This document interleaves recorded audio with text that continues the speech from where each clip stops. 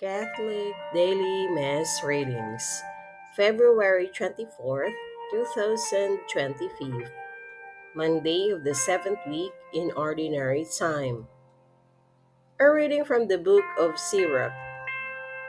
All wisdom comes from the Lord, and with him it remains forever. It is before all time. The sand of the seashore, the drops of rain, the days of eternity. Who can number these? Heaven's height, earth's breadth, and depths of the abyss. Who can explore this? Before all things, else wisdom was created, and prudent understanding from eternity. The word of God on high is the fountain of wisdom, and their ways are everlasting. To whom has wisdom's roots been revealed? Who knows her subtleties? To whom has the discipline of wisdom been revealed? And who has understood the multiplicity of her ways? There is but one, wise and truly awe inspiring, seated upon his throne. There is but one, most high, all powerful Creator King, and truly awe inspiring one, seated upon his throne. And he is the God of dominion. It is the Lord. He created her through the Holy Spirit, has seen her and taken note of her. He has poured her forth upon all his works, upon every living thing according to his bounty. He has lavished her upon his friends. The word of the Lord. Thanks be to God. Responsorial Psalm. Let our response be: The Lord is King. He is robed in majesty. The Lord is King, in splendor robed. Robed is the Lord, and girt about with strength. The Lord is King. He is robed in majesty. And he has made the world firm, not to be moved. Your throne stands firm from of old. From everlasting you are, O Lord. The Lord is King. He is robed in majesty.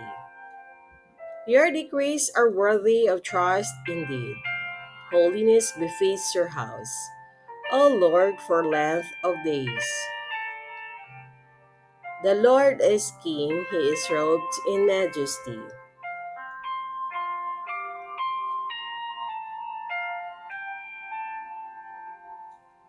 A reading from the Holy Gospel according to Saint Mark.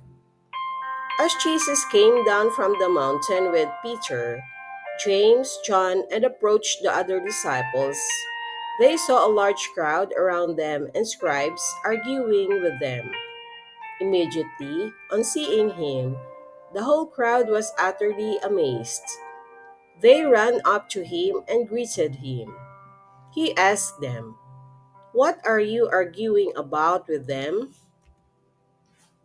Someone from the crowd answered him, "Teacher, I have brought to you my son possessed by a mute spirit. Wherever it seizes him, it throws him down. He foams at the mouth, grinds his teeth, and becomes rigid. I asked your disciples to drive it out, but they were unable to do so." He said to them in reply, "O faithless generation, how long will I be with you? How long will I endure you?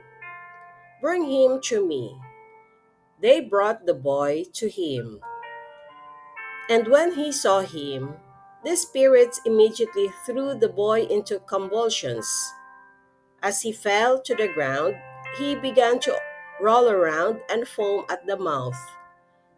Then he questioned his father, "How long has this been happening to him?" He replied, "Since childhood.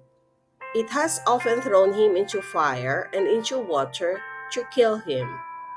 But if you can do anything, have compassion on us and help us." Jesus said to him, "If you can, everything is possible to one who has faith." Then the boy's father cried out, "I do believe. Help my unbelief." Jesus, on seeing a crowd rapidly gathering, rebuked the unclean spirits and said to it, "Mutes and deaf spirits, I command you, come out of him and never enter him again." Shouting and throwing the boy into convulsions, it came out. He became like a corpse, which caused many to say, "He is dead." But Jesus took him by the hand, raised him, and he stood up. When he entered the house, his disciples asked him in private, "Why could we not drive the spirits out?" He said to them, "This kind can come only out through prayer." The Gospel of the Lord. Praise to Lord Jesus Christ.